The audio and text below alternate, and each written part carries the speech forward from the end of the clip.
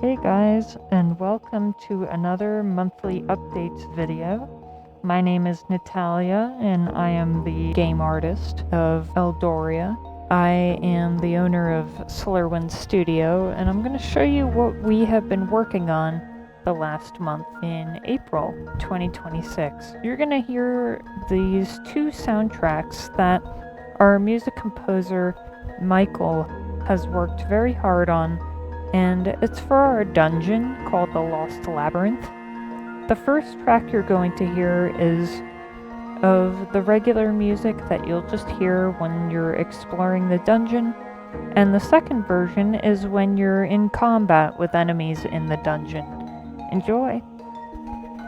So this is the concept art and the maps for floors 1, 2, and 3 of the Lost Labyrinth.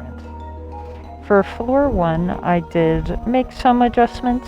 I did remove a magic spring here at the beginning because that didn't really make sense with the level, and I moved around a bunch of items. These red, kinda ugly looking circle things are just temporary since I did not design the items yet. And these caves will be added very soon, and they have these yellow lines, and these are going to be illusionary walls. So you'll be able to smack them if you notice there's something a little fishy about the wall, and you'll have access to a secret room. So the caves will be looking something like this. This is the concept art, and there will be plant life and light and water also in the caves. So this is floor 2, and we're nearly done working on it. I will show you guys what that looks like. And we have most of the items in here, and this is also another cave, but it's actually hidden behind a bunch of grass and different obstacles. Here is where the secret entrance is. And the third floor will have our boss. What do they look like? I don't even know yet, but we will have one. So this will be the absolute minimum of where you can go in the demo that we're working on.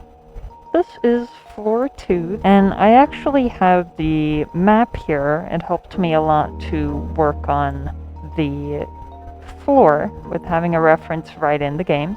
And so I'm just adding a few finishing touches, but I think for the most part it will be time to make the cave and wrap things up in here. But so this is where you start at the beginning of the level, and just getting a feel for the size of the dungeon and where everything is located, the pacing of everything. And this is what I was talking about before, which is this could be an illusionary wall, but you don't know for sure. So you might want to smack it and see what's going on, if there's a secret room in there. And so the floor can change as you lower down into the dungeon some more. It's looking pretty good. So the end of the dungeon will be here. So this is the Soul Unchained spell, and this is so important to our game because there's a lot of corrupted and dark enemies that Amara, the player, has the ability to redeem. And you use this spell to transmute the dark energy back into light.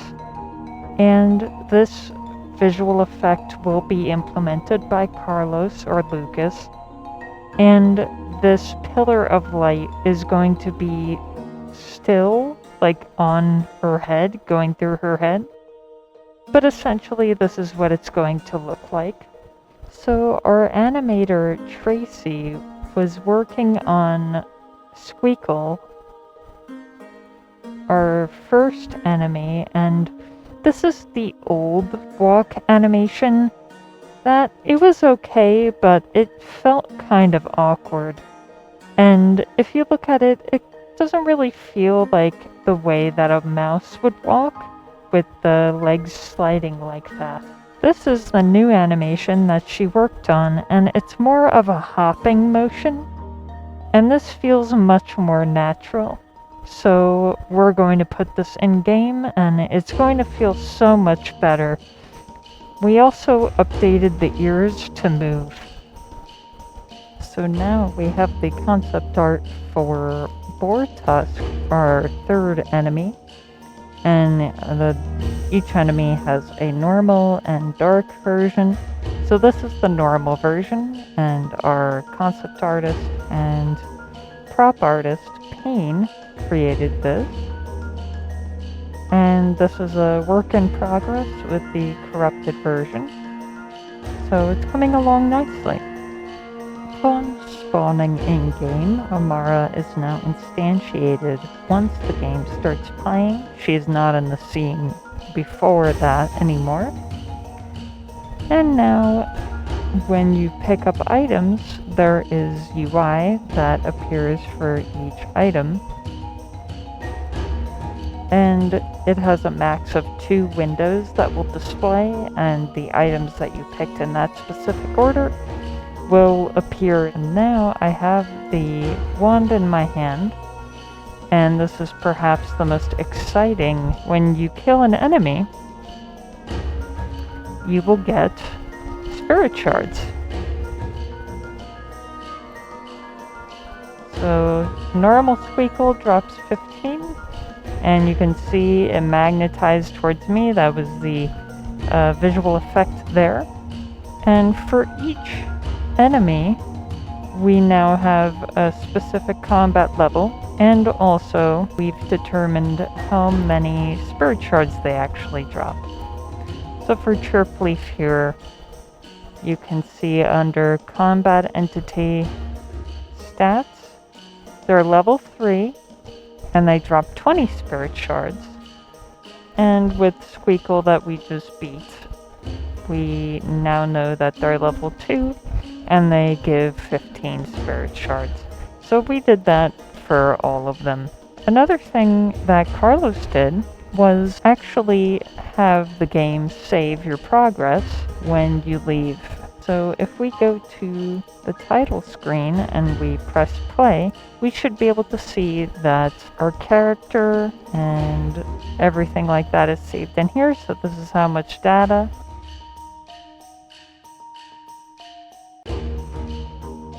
For some reason, the items are on the floor still, which he is in progress with the save system. But it's really great because it will save your items, where she is, what her health and energy points and magic points are.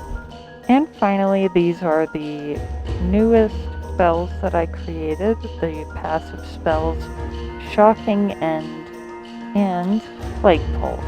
2 passive spells that we will be adding to our equipment system.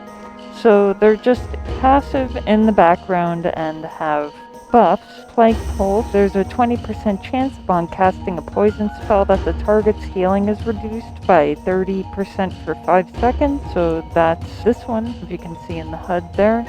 And then Shocking End, upon casting an electric spell, when a target's health is below 10%, the enemy dies. It just, the health disintegrates immediately. So thank you everyone for watching, and this has been April's updates. We're really on the cusp of getting some new features in that are really core to the Souls-like gameplay. I'll see you guys later. Bye!